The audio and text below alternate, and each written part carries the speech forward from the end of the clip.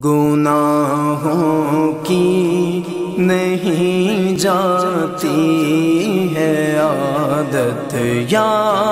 رسول اللہ، گناہوں کی نہیں جاتی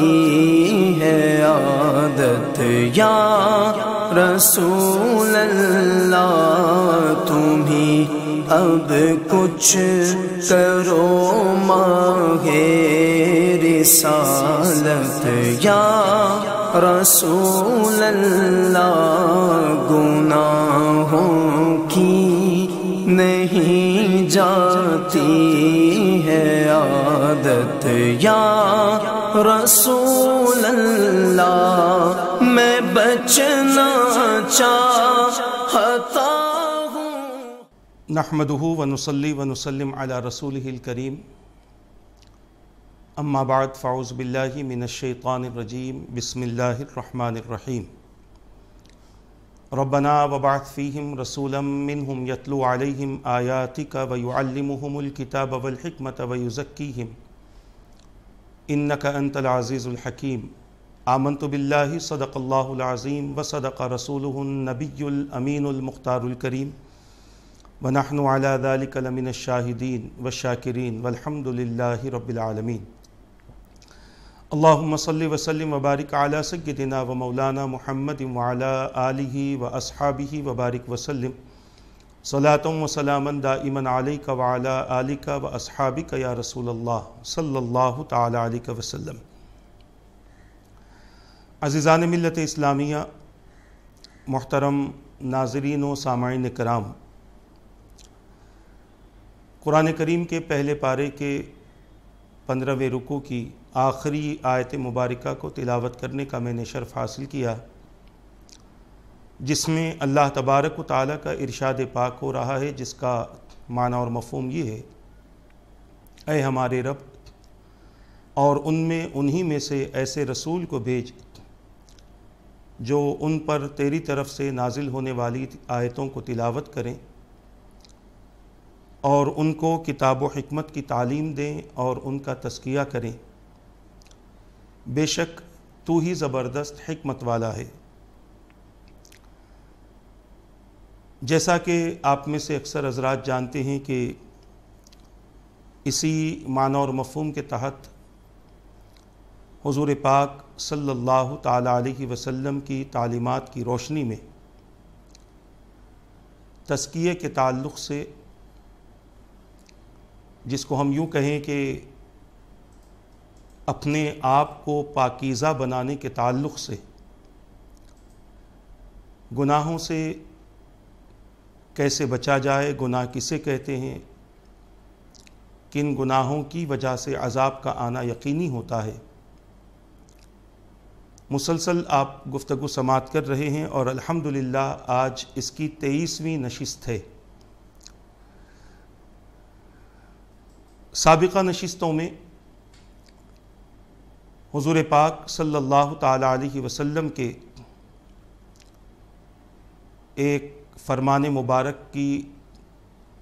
مختصر سی تشریح آپ حضرات کے سامنے پیش ہو رہی ہے، اور وہ حدیث پاک جس میں رسول پاک صلی اللہ تعالی علیہ وسلم نے ان 15 گناہوں کا ذکر فرمایا کہ جن کے کرنے سے اللہ تبارک و تعالیٰ کا عذاب آنا یقینی ہوتا ہے۔ اس حدیث پاک کے راوی حضرت سیدنا مولا علی شیر خدا رضی اللہ تعالیٰ عنہ ہیں۔ حضور پاک صلی اللہ تعالی علیہ وسلم نے ارشاد فرمایا کہ جب مال غنیمت کو ذاتی ملکیت بنایا جائے، دوسری بات میرے آقا نے بیان فرمائی کہ جب امانت کو مال غنیمت بنا لیا جائے، اس عمل سے اللہ تبارک و تعالیٰ کا عذاب آنا یقینی ہوتا ہے۔ یہ 2 باتیں ہیں، اس کے علاوہ اور 13 باتیں ہیں جن کا ذکر انشاءاللہ وقتاً فوقتاً ہوتا رہے گا۔ پچھلی کئی نشستوں سے امانت کی تفصیل بیان کی جا رہی ہے اور امانت کے متعلق حضور پاک صلی اللہ تعالی علیہ وسلم کے فرامین پیش ہو رہے ہیں، اور اس کی وجہ یہ ہے کہ امانت کا ذکر رسول پاک صلی اللہ تعالی علیہ وسلم نے اس انداز سے بیان فرمایا کہ اللہ تبارک و تعالی سب سے پہلے جن چیزوں کو اٹھائے گا اس میں سب سے پہلے امانت ہوگی، اس کو اٹھا لیا جائے گا۔ بعض لوگوں میں یہ چیز باقی رہے گی، مگر اکثر لوگ امانت سے خالی ہوں گے اور اپنی ساری زندگی خیانت کے ساتھ میں گزاریں گے، چاہے اس کا تعلق اللہ کے حقوق سے ہو یا اللہ کے بندوں کے حقوق سے ہو۔ اور ہمارا یہ حال ہے کہ ہم اللہ تبارک و تعالیٰ کے حقوق کی ادائیگی کے معاملے میں بھی خیانت سے کام لیتے ہیں، اور بندوں کے حقوق کی ادائیگی میں بھی بہت زیادہ خیانت سے کام لیا جاتا ہے۔ حضرت سیدنا سفیان ثوری رحمۃ اللہ تعالی علیہ کا ایک قول مجھے یاد آتا ہے، اور اس قول کو میں اپنے الفاظ میں پیش کرنے کی سعادت حاصل کر رہا ہوں کہ آپ نے ایک موقع پر ارشاد فرمایا کہ اگر بندہ حقوق اللہ کے حوالے سے 70 گناہ کر کے بھی اللہ کے دربار میں پیش ہو تو پھر بھی رب اسے معاف فرما دے، بجائے اس کے کہ کسی بندے کے حوالے سے اس نے کوئی ایک گناہ کیا ہو۔ یعنی اگر بندے کے حوالے سے اس نے ایک غلطی کی ہے تو اب یہ حق بندوں کو رہتا ہے کہ وہ چاہے اسے معاف کر دے یا اسے سزا دلوا دے۔ پھر آپ فرماتے ہیں کہ بندہ چونکہ فقیر ہوتا ہے اور قیامت کے دن اسے ایک ایک نیکی کی حاجت ہوگی، اسی لیے بندہ اس بندے کو شاید ہی معاف فرما دے، ورنہ وہ یا تو اس کی نیکیاں لے لے گا یا اپنے گناہ اس کے نام اعمال میں ڈلوا دے گا۔ تو آپ اندازہ کریں حقوق العباد یہ بہت زیادہ اہم چیز ہے ہمارے اور آپ کے لیے۔ اسی کو حضور پاک صلی اللہ تعالی علیہ وسلم نے ایک موقع پر یوں ارشاد فرمایا، حدیث مبارکہ کا مفہوم عرض کر رہا ہوں کہ قیامت کے دن جب لوگ اٹھیں گے تو ان کی 3 حالتیں ہوں گی۔ ایک وہ ہوگا کہ جو بہت زیادہ نیکیاں لے کر اٹھے گا اور اس کی یہ زیادہ نیکیاں اس کے لیے اس کی بخشش کا اور اسے جنت میں جانے کا سبب بن جائیں گی۔ ایک ایسا بندہ اٹھے گا، ایک کا مطلب یہ ہے کہ ایک جماعت ایسی اٹھے گی جن کے پاس میں کچھ بھی نیکیاں نہیں ہوں گی، یہ دوسری جماعت ہوگی۔ تیسرے وہ لوگ ہوں گے کہ جن کے پاس میں بہت زیادہ نیکیاں ہوں گی، مگر ان کی نیکیاں ان بندوں میں تقسیم کر دی جائیں گی جو بندے دنیا میں اللہ کے بندوں کا حق ادا نہیں کرتے تھے۔ تو میں یہ عرض کرنا چاہتا ہوں حقوق اللہ کے حوالے سے جو چیزیں امانت کے طور پر ہمارے پاس ہے، چاہے وہ عبادات ہوں، اطاعات ہوں، حضور کی اتباع ہو، احکامات دین ہو، جو کچھ ہو، اس میں اگر بندہ غلطی اور کوتاہیاں کرتا ہے تو ممکن ہے کہ رب معاف فرما دے، مگر حقوق العباد کے حوالے سے قیامت کے دن بہت زیادہ پوچھ ہونے والی ہے، بہت زیادہ سوالات ہونے والے ہیں۔ تو امانت یہ قیامت سے پہلے ہی نہیں بلکہ سب سے پہلے جس چیز کو اٹھایا جائے گا وہ امانت ہے۔ اور دوسری چیز ہے حیا، جس کو اللہ تبارک و تعالی اٹھا لے گا۔ اور آج جیسے کہ میں نے پہلے ہی کہا کہ بہت کم لوگ ایسے ہیں کہ جن کے پاس میں امانت کی کوئی اہمیت ہے اور جو کسی کی امانت میں کس ذرہ برابر بھی خیانت نہیں کرتے اور اللہ تبارک و تعالی سے خوف رکھتے ہیں اور ڈرتے ہیں۔ اور بہت سارے ایسے افراد ہیں، اگر ہم یہ کہیں کہ 100 میں سے 95 یا 98 افراد ایسے ہیں کہ جو آج امانت کی حقیقت کو نہیں جانتے اور مکمل طور پر خیانت کے ساتھ میں اپنی زندگی گزار رہے ہیں۔ اسی کو ہم تفصیل کے ساتھ میں اپنے اور آپ کے دماغ میں بٹھانا چاہتے ہیں کہ آج ہمیں زندگی کیسے گزارنی تھی اور ہم نے کس زندگی کو اپنی ذات کے لیے پسند کیا۔ اسی لیے احادیث، قرآن کریم کی آیات، واقعات تفصیل کے ساتھ میں آپ کے سامنے پیش ہو رہے ہیں تاکہ ہم 100 میں سے وہ 2 لوگ بنیں کہ جن کو امانت کی قدر ہے اور اس وجہ سے ہماری بخشش بھی ہو اور اسی وجہ سے ہمارا رب ہم سے راضی ہو جائے۔ اگر اور زیادہ افراد ہوتے تو بہت اچھی بات ہے، اپنی زندگی کو بے راہ روی سے نکالنا، اپنے آپ کو گناہوں سے بچانا، اپنے آپ کو اللہ اور اس کے رسول کی نافرمانیوں سے بچانا، اور وہ تمام اعمال کہ جو قرب قیامت کی نشانیاں ہیں اس کا حصہ بننے سے اپنے آپ کو محفوظ رکھنا، یہ ہمارے ایمان کا، ہمارے دین اور ہمارے اسلام کا تقاضا ہے۔ ہر مسلمان کے لیے حضور کی شریعت کے احکامات ہیں، ہر مسلمان کے لیے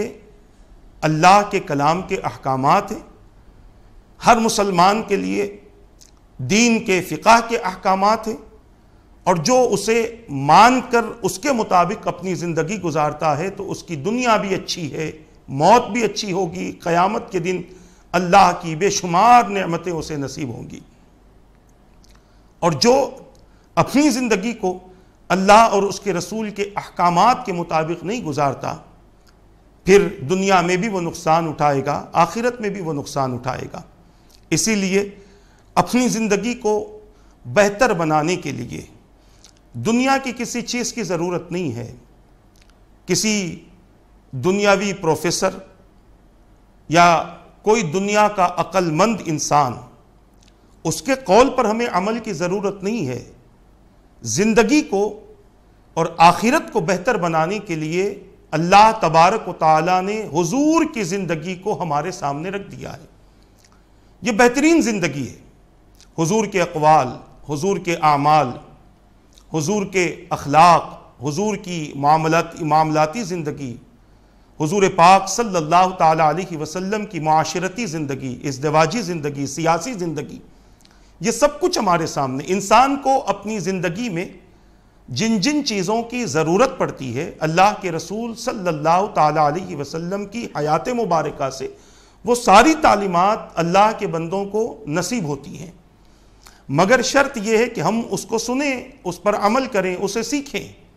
اور یہ بھی ذہن میں رکھ لیں کہ حضور کی تعلیمات صرف مردوں کے لیے نہیں ہے، عورتوں کے لیے بھی حضور کی تعلیمات ہیں۔ عورتوں کو بھی چاہیے کہ وہ اللہ کے رسول کے دیے ہوئے قانون پر عمل کریں، اس کا انکار نہ کریں، اس سے دوری اختیار نہ کریں۔ آج دیکھ لیں، جتنوں نے حجاب چھوڑ دیا ہے، جتنوں نے پردہ چھوڑ دیا ہے، یہ اللہ کے رسول کا قانون تھا بنایا ہوا۔ جتنوں نے حجاب چھوڑا ہے آج ان کی عزت کتنی ہو رہی ہے، آج لوگ ان کو کس نگاہ سے دیکھتے ہیں، کس نظر سے دیکھتے ہیں، یہ محسوس کر لیں۔ پتہ یہ چل رہا ہے کہ رسول پاک صلی اللہ تعالی علیہ وسلم کے طریقے سے دوری اختیار کرنا بے عزتی کا سبب بن جاتا ہے۔ اسی لیے ڈاکٹر اقبال نے بڑا مشاہدہ کیا، بہت زیادہ دیکھا کہ کس طریقے سے آج لوگوں کی زندگی گزر رہی ہے۔ سب دیکھ لیا، دیکھنے کے بعد لوگوں کے حالات کو انہوں نے اشعار میں پیش کیا اور پھر مشورہ دیا کہ تمہیں کس طریقے سے اپنی زندگی گزارنی ہے۔ بڑا مشہور شعر ہے، آپ بھی پڑھتے ہیں، سنتے ہیں، یاد رہتا ہے، طریقے مصطفیٰ کو چھوڑنا ہے وجہ بربادی، اسی سے قوم ہوئی دنیا میں بے اقتدار اپنی، ہمیں کرنی ہے شہنشاہ بطحا کی رضا جوئی، وہ اپنے ہو گئے تو رحمت پروردگار اپنی۔ بڑا آسان انداز سے انہوں نے پورے معاشرے کا مشاہدہ کر کے ایک آسان انداز سے بتا دیا کہ تمہاری بربادی کی وجہ کیا ہے اور تم کامیاب کس طریقے سے ہو سکتے ہو، تمہاری کامرانی کس میں ہے، تمہاری سعادتیں کس میں ہے، تمہاری خوش بختی اور تمہاری نیک بختی کس کے اندر ہے انہوں نے بتا دیا ہے، اور بربادی، تباہی اور بدبختی یہ سب کس میں ہے وہ بھی انہوں نے ان اشعار میں ظاہر کر دیا ہے۔ تو رسول پاک صلی اللہ تعالی علیہ وسلم کا بتایا ہوا قانون دونوں کے لیے ہے، مردوں کے لیے بھی ہے، عورتوں کے لیے بھی ہے۔ جو مرد اور جو عورتیں اللہ اور اس کے رسول کے دیے ہوئے قوانین کو سنتے ہیں، سیکھتے ہیں اور اس پر عمل کرتے ہیں،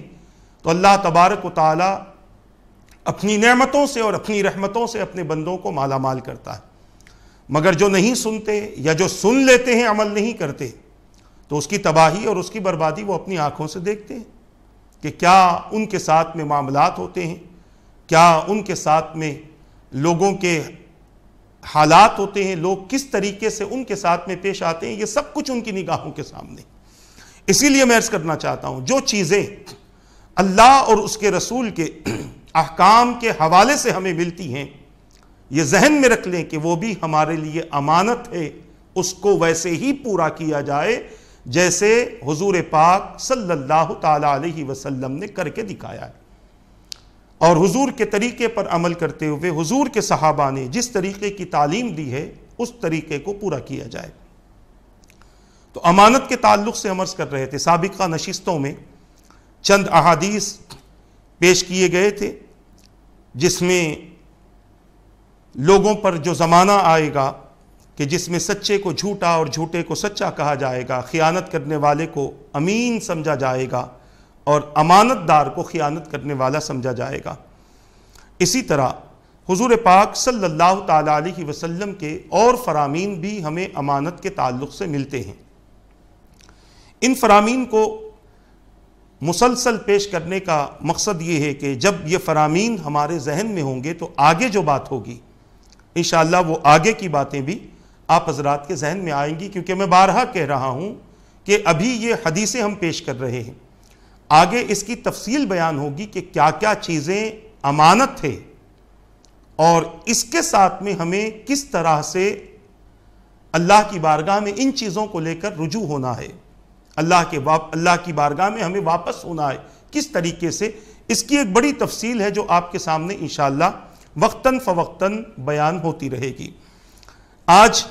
اس سلسلے کو ہم پھر حدیث مبارکہ کے ذریعے شروع کرتے ہیں،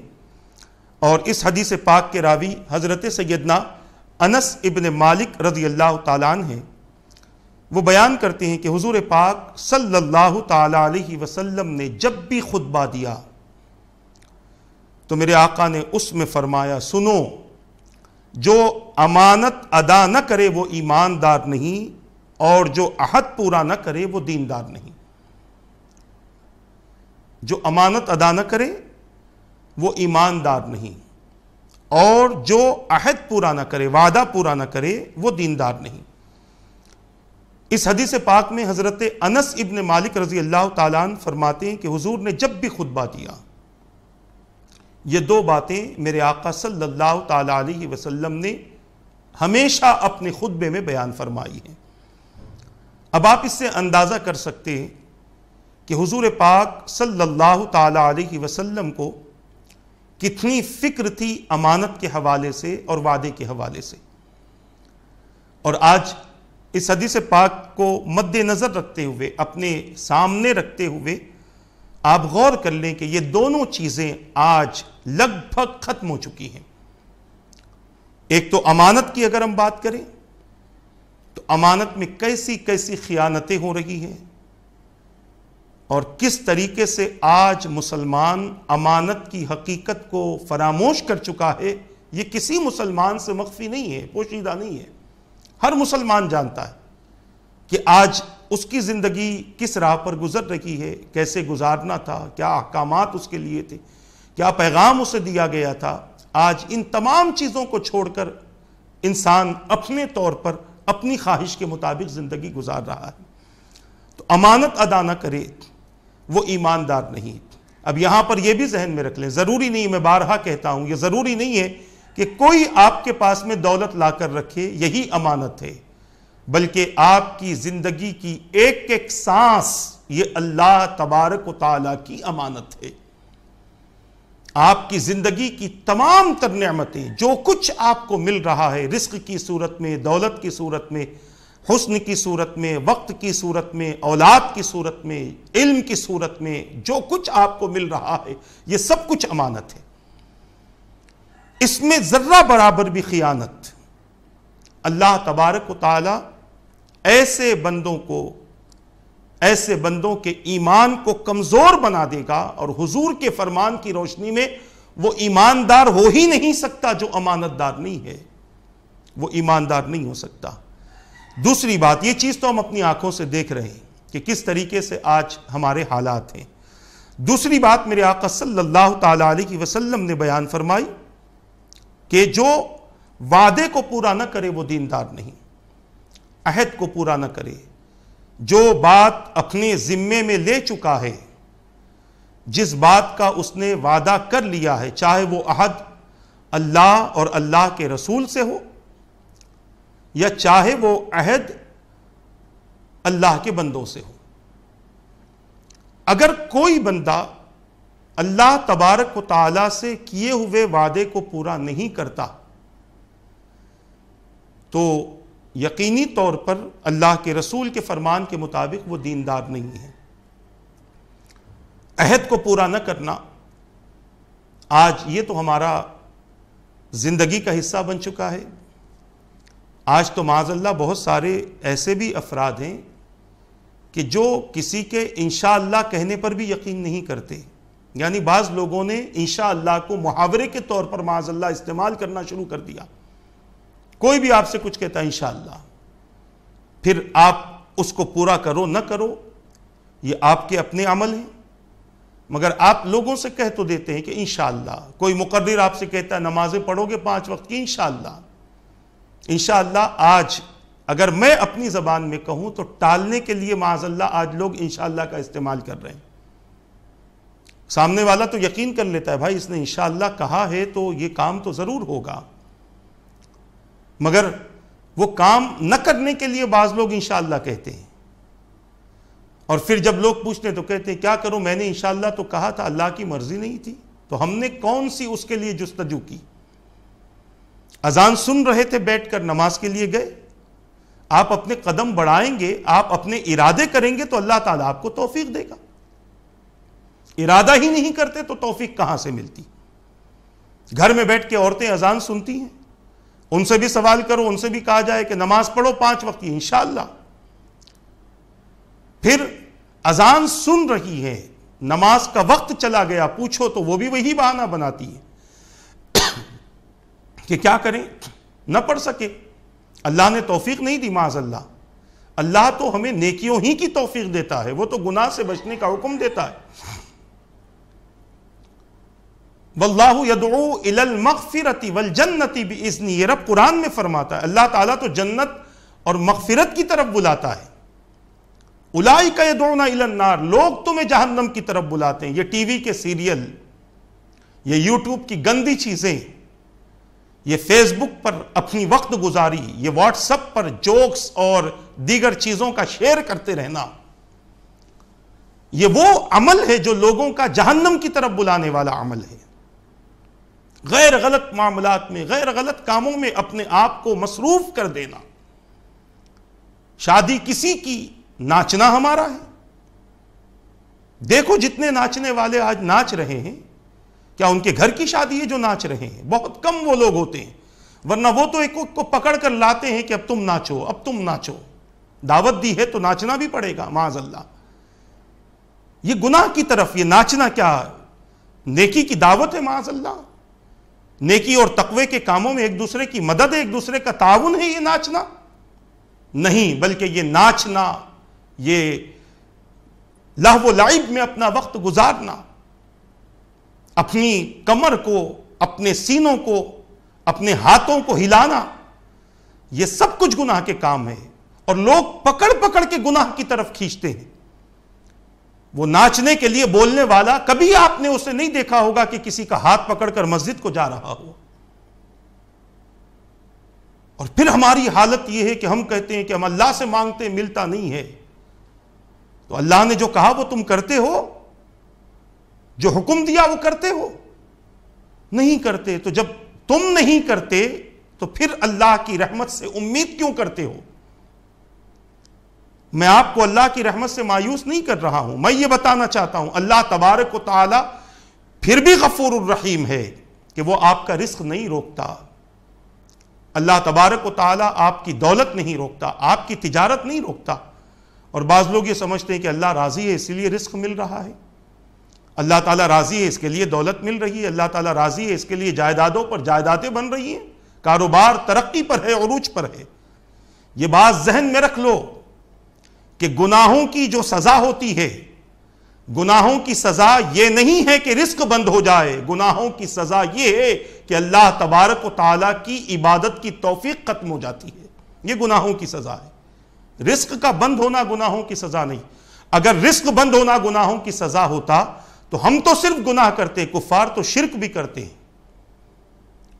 کفار تو شرک بھی کرتے ہیں اور نہ جانے کتنی بڑی حرام کاریاں وہ کرتے ہیں اور کتنی نافرمانی اللہ کی کرتے ہیں۔ اگر گناہ کے سبب رزق بند ہو جانا ہوتا تو کسی کافر، کسی مشرک کو رزق تو دور کی بات ہے اس کا ایک دانہ نصیب نہ ہوتا۔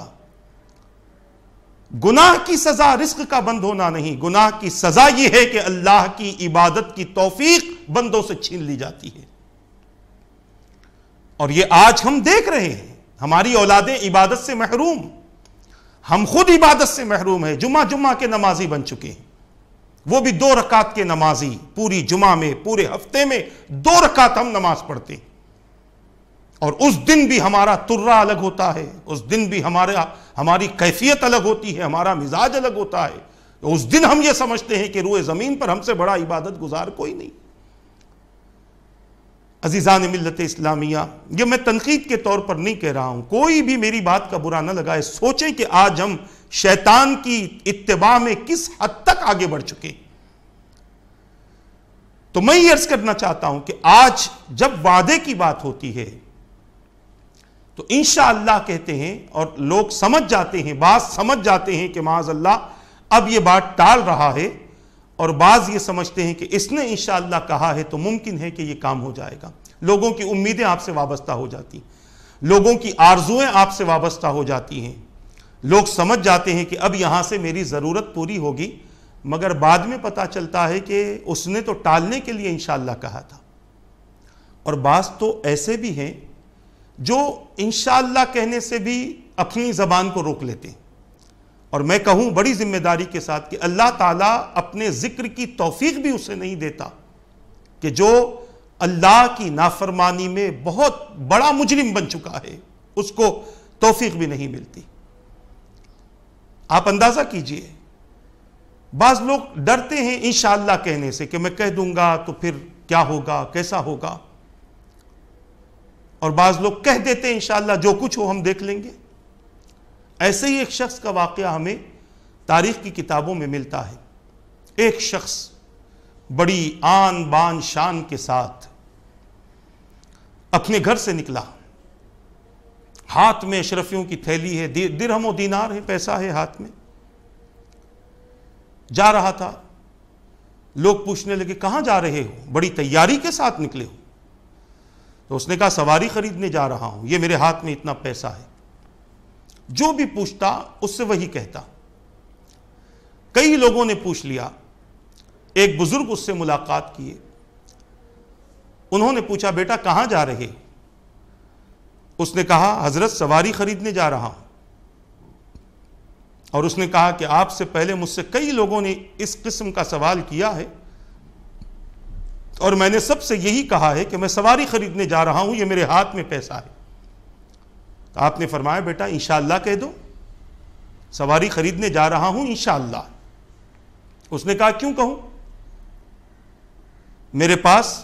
دولت ہے، پیسہ ہے، سب کچھ میرے پاس ہے، اب میں انشاءاللہ کیوں کہوں؟ اس نے یہ جملہ استعمال کیا، آگے بڑھ گیا۔ وہ حضرت وہیں پر بیٹھے رہے، کچھ اپنے کام سے بیٹھے تھے شاید۔ کچھ دیر بعد یہ روتا ہوا آیا، آنکھوں سے آنسوؤں کی لڑیاں نکل رہی ہیں، رو رہا ہے، اپنی نگاہوں کو جھکایا ہوا، عاجز بنا ہوا ہے۔ اسی بزرگ سے ملاقات ہوئی جنہوں نے اس کو مشورہ دیا تھا کہ انشاءاللہ کہہ دے۔ تو اس بزرگ نے اس سے پوچھا کہ کیا بات ہے بیٹا، سواری کہاں ہے؟ گیا تھا تو بڑی تیاری کے ساتھ، دولت بھی تیرے پاس میں پوری تھی، اور تو کہہ رہا تھا کہ میں سواری لینے جا رہا ہوں، اور میں نے تجھے کہا انشاءاللہ کہ تو نے نہیں کہا ساری تیاری میرے پاس ہے، اب انشاءاللہ کی کیا ضرورت ہے؟ اس شخص نے کہا حضرت میرا پیسہ کہیں گم ہو گیا اور میں تلاش کر رہا ہوں، کہیں مل نہیں رہا ہے۔ پھر اس نے کہنا شروع کیا کہ حضرت میں گھر سے نکلا تھا انشاءاللہ، لوگوں سے ملاقات کیا انشاءاللہ، آپ سے ملا انشاءاللہ، تیار ہو کر پیسہ لے کر نکلا انشاءاللہ، یہاں تک کہ جا رہا تھا، بازار پہنچ رہا تھا انشاءاللہ، اور جب وہاں پہنچ کر دیکھا تو پیسے نہ ملے، پیسہ کہیں چلا گیا۔ اس بزرگ نے مسکراتے ہوئے جواب دیا نادان، اتنی مرتبہ انشاءاللہ کہنے سے بہتر تھا کہ میرے کہنے پر تو ایک مرتبہ انشاءاللہ کہتا تو تیرے ساتھ یہ حادثہ پیش نہ آتا۔ تو میں یہ عرض کرنا چاہتا ہوں، آج بعض لوگ انشاءاللہ کہنے سے ڈرتے ہیں اور بعض لوگ ٹالنے کے لیے کہہ دیتے ہیں انشاءاللہ، اور بہت سارے ایسے بھی ہوتے ہیں جو سامنے والے کی ضرورت کو محسوس کرتے ہوئے انشاءاللہ کہتے ہیں اور اپنے اس وعدے کو پورا کرتے ہیں، مگر فی زمانہ جو حالات ہماری نگاہوں کے سامنے ہیں، ہم یہ دعوے کے ساتھ کہہ سکتے ہیں کہ آج لگ بھگ انشاءاللہ اگر کوئی کہتا ہے تو لوگ سمجھ جاتے ہیں کہ معاذ اللہ یہ ٹال رہا ہے۔ اور پھر بعض لوگ انشاءاللہ کہنے کی عادت اتنے عادی ہوتے ہیں کہ غلط کاموں کے لیے بھی انشاءاللہ کہہ دیتے ہیں، گناہ کے کام کے لیے بھی انشاءاللہ کہہ دیتے ہیں، برائی کے کام کے لیے بھی انشاءاللہ کہہ دیتے ہیں معاذ اللہ۔ ایسے وقت میں جان بوجھ کر انشاءاللہ کہنا کفر ہے، اور انجانے میں غلطی کے ساتھ اگر کسی نے کہہ دیا تو یہ گمراہی ہے، اور فوری طور پر ایسے بندے کو چاہیے کہ وہ اللہ کی بارگاہ میں رجوع ہو اور توبہ کرے۔ تو میں یہ عرض کر رہا تھا، دوسری بات جو آج ہم سے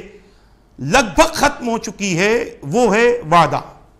امانت تو ہے کہ لگ بھگ وہ حصہ ہمارے سے نکل چکا، اور دوسری جو بات ہے وہ وعدہ۔ وعدے کو بندہ پورا نہ کرے تو میرے آقا صلی اللہ تعالی علیہ وسلم نے ارشاد فرمایا وہ دیندار نہیں ہے جو اپنے کیے ہوئے وعدوں کو پورا نہیں کرتا۔ حضور پاک صلی اللہ تعالی علیہ وسلم کی تعلیمات ہمیں ملتی ہیں کہ میرے آقا صلی اللہ تعالی علیہ وسلم نے، بعض روایتوں میں یہاں تک ملتا ہے کہ کسی سے آپ نے وعدہ پورا کرنے کے لیے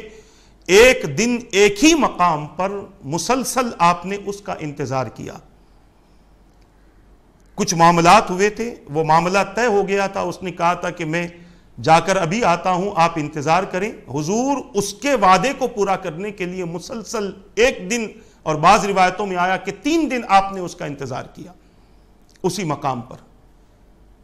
تاکہ لوگوں کو وعدے کی حقیقت پتہ چلے، لوگوں کو پتہ چلے کہ وعدے کی حقیقت کیا ہے۔ آج وعدہ کر دیا جاتا ہے بہت ساری چیزوں کا، اور پھر میں نے جیسے کہا کہ لوگوں کی امیدیں وابستہ ہوتی ہیں۔ غریب آپ کے پاس آتا ہے، کہتا ہے میرے گھر میں میری بچی کی شادی ہے، سامان کی ضرورت ہے، سیٹھ صاحب کہہ دیتے ہیں کہ ہاں کوئی بات نہیں، ہم کر لیں گے، اور جب وعدہ پورا کرنے کا وقت آتا ہے اور وہ غریب مطمئن ہوتا ہے کہ اب میرے سیٹھ نے کہہ دیا، میرے مالک نے کہہ دیا، فلاں مالدار نے کہہ دیا، فلاں صاحب نے کہہ دیا، فلاں عہدیدار نے کہہ دیا، ہو جائے گا، اب وہ مطمئن رہتا ہے۔ اور جب وقت قریب آ جاتا ہے اور جب وہ مالک کو یاد دلاتا ہے، سیٹھ کو یا کسی کو بھی جس نے اس سے وعدہ کیا تھا، جب یاد دلاتا ہے تو سامنے والا انکار کر دیتا ہے، کہتا ہے آپ نے کہا کب ہے؟ اور پھر دوسری بات یہ کہتا ہے ارے میں بھول گیا تھا، کب ہے؟ کہا فلاں وقت ہے، کہا نہیں اتنی جلدی تو مجھ سے نہیں ہو سکتا۔ اس طرح کے حالات آج ہمارے پاس ہو چکے ہیں، اور میں یہ جو باتیں کہہ رہا ہوں ان چیزوں کا کسی واقعے سے تعلق نہیں، حقیقت سے ان چیزوں کا تعلق ہے۔ ہر انسان اپنے اندر غور و فکر کر لے۔ ماں باپ اپنی اولاد سے کچھ وعدہ کرتے ہیں کہ آپ یہ کریں گے تو ہم یہ کریں گے، مگر جب بچہ کر دیتا ہے، اور اچھائی کی بات کر رہا ہوں، برائی نہیں، کوئی ماں باپ کہیں کہ تم داڑھی کٹا دو ہم تم سے وعدہ کرتے ہیں کہ تمہاری پسندیدہ چیز دلا دیں گے، تم اسلامی لباس پہننا بند کر دو، تم سر سے امامہ اتار دو، تم نمازوں کو جانا بند کر دو، تو ہم تم سے وعدہ کرتے ہیں کہ ہم تمہیں یہ چیز دلا دیں گے۔ تو ایسے وعدے بھی بیکار ہیں اور اس پر عمل بھی بیکار ہے۔ کوئی نوجوان اگر نبی پاک صلی اللہ علیہ وسلم کی سنت پر عمل کرتے ہوئے داڑھی رکھتا ہے اور ماں باپ اس کو وعدہ کرتے ہیں کہ یہ کٹاؤ گے تو ہم یہ کریں گے، یہ چیز غلط ہے، ناجائز ہے، حرام ہے، اپنی اولاد کو گناہ کے راستے پر ڈالنا۔ اور اسی طرح سے بہت سارے ایسے وعدے ہوتے ہیں، اور بعض ماں باپ اپنی اولاد کو جھوٹے وعدے بھی کر دیتے۔ بچپن میں اولاد کو کہتے بیٹا یہ کر لو ہم تمہیں چاکلیٹ دلائیں گے، ایسا کر لو ہم تمہیں یہ کریں گے، وعدہ کرتے ہیں، اس سے کہتے ہیں۔ اب وہ بچہ بڑا خوش ہوتا ہے کہ میں ایسا کر لیا، میں نے کھانا کھا لیا تو ماں باپ چاکلیٹ دلائیں گے، اور جب وہ کھا لیتا ہے اور ماں باپ اپنے وعدے کو پورا نہیں کرتے تو اس کا دل اس سے مایوس ہوتا ہے، اور دوسری مرتبہ آپ کی اولاد آپ کی زبان پر یقین نہیں کرتی۔ اور یہ آج معاشرے میں یہ چیز ہو چکی ہے، ہم اسے مذاق سمجھتے ہیں، ہم اسے دل لگی سمجھتے ہیں، ہم یہ سمجھتے ہیں کہ ایسا کر کے لوگوں کو دھوکہ دے دے کر ہم اطمینان کے ساتھ اور بڑی اچھائی کے ساتھ ہم اپنی زندگی گزار لیں گے۔ اولاد اس تیار زمین کی طرح ہوتی ہے کہ جس میں دانہ ڈالا جائے اور پانی ڈالا جائے تو فوری طور پر کھیتی نکل جاتی ہے۔ اولاد اس تیار زمین کی طرح ہوتی ہے، آپ ان کے اندر جو دانہ ڈالو گے، ان کے اندر جو بیج بوؤ گے، اولاد اسی طریقے سے بڑے ہونے کے بعد میں اپنی زندگی گزارے گی۔ اسی لیے ان کے اندر جھوٹ کا، مکر کا، دھوکے کا، وعدہ خلافی کا، خیانت کا بیج نہ بوئیں، بلکہ ان کو بچپن ہی سے ان کو تعلیم دیں قرآن و حدیث کی روشنی میں، اور اگر ہمیں نہیں معلوم تو ہم بھی قرآن و حدیث کی روشنی میں اپنی زندگی گزارنے کے طریقے اور سلیقے کو سیکھیں۔ میں اس لیے کہہ رہا ہوں کہ آج معاشرہ بڑی تیزی سے گناہ کی طرف دوڑ رہا ہے، اور اللہ اور اس کے رسول کی نافرمانی کرتے ہوئے بے دینی اور گمراہی کی طرف جا رہا ہے۔ اور پھر یہ کہہ دوں کہ وعدہ صرف جائز اور حلال کاموں میں ہی اس کا استعمال کیا جائے، غیر ضروری حرام کاموں میں اور غلط چیزوں میں اس کا استعمال نہ کیا جائے۔ جیسے کہ بہت سارے لوگ سن رہے ہوں گے، بعض لوگ غلط کاموں کے لیے لوگوں کو وعدہ کر دیتے ہیں۔ مثال دے رہا ہوں سمجھانے کے لیے، دوست نے فون کیا، کہا وہ فلاں پکچر بڑی اچھی ہے، چلو مووی دیکھنے جاتے ہیں۔ اب اس نے کہا کہ ہاں میں ضرور آؤں گا، میں وعدہ کر رہا ہوں، اور پھر آپ نے میری تقریر بھی سن لی، مولانا نے کہا کہ وعدے کو پورا کرنا ہے تو لہٰذا جانا ضروری ہے۔ معاذ اللہ، میں حرام چیزوں کی، میں کیا، شریعت حرام چیزوں کی اجازت وعدے کے حوالے سے آپ کو ہرگز نہیں دیتی۔ لڑکا لڑکی کی محبتیں آج عام ہو چکی ہیں، پارکوں میں دیکھ لیجئے، گارڈنز میں دیکھ لیجئے، معاذ اللہ کئی تھیٹرز میں ایسے جوڑے آپ کو ملیں گے، ایسے پیئرز آپ کو ملیں گے کہ جو کسی کا بیٹا اور کسی اور کی بیٹی ہے، اور افسوس تو یہ ہے کہ کسی کی بیوی ہے اور کسی اور کے ساتھ جا رہی ہے۔ معاشرے میں بڑی تیزی سے آج یہ ماحول ماڈرن کلچر کے نام پہ بن رہا ہے، ماڈرن تہذیب۔ اگر ہم نے ایسا نہ کیا تو لوگ ہمارے بارے میں کیا کہیں گے؟ ارے تم نے کر لیا تو قرآن و حدیث تمہارے بارے میں کیا کہتا ہے، کبھی غور کیا؟ آج بڑی بے حیائی، بہت زیادہ بے حیا ماحول ہو چکا ہے، بہت زیادہ بد کرداری عام بہت زیادہ ہو چکی ہے۔ آج حالت یہ ہے کہ بہت سارے گھروں میں آج زنا کا سلسلہ بھی شروع ہو چکا ہے۔ یہ تکلیف ہوتی ہے، دینداری کے حوالے سے، اسلام اور ایمان کے حوالے سے تکلیف ہوتی ہے۔ اس تکلیف کو آپ کے سامنے پیش کرنے کی کوشش کر رہا ہوں۔ مسلمانوں، اپنے دین کی حقیقت کو سمجھو، اپنے اسلام کی حقیقت کو سمجھو، اور اپنے وعدے کی اہمیت کو سمجھو، اور اگر ہم نے اپنے وعدوں کو پورا نہ کیا، اپنے دین کے تقاضوں کو پورا نہ کیا،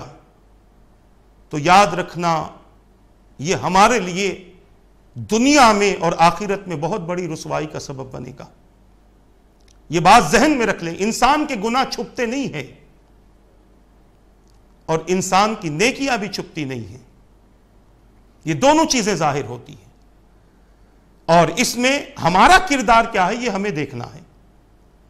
تو میں یہ عرض کرنا چاہتا ہوں، جو وعدہ پورا نہ کرے، اللہ کے رسول صلی اللہ تعالی علیہ وسلم نے ارشاد فرمایا کہ وہ دیندار نہیں۔ اپنی دینداری کو باقی رکھنا ہو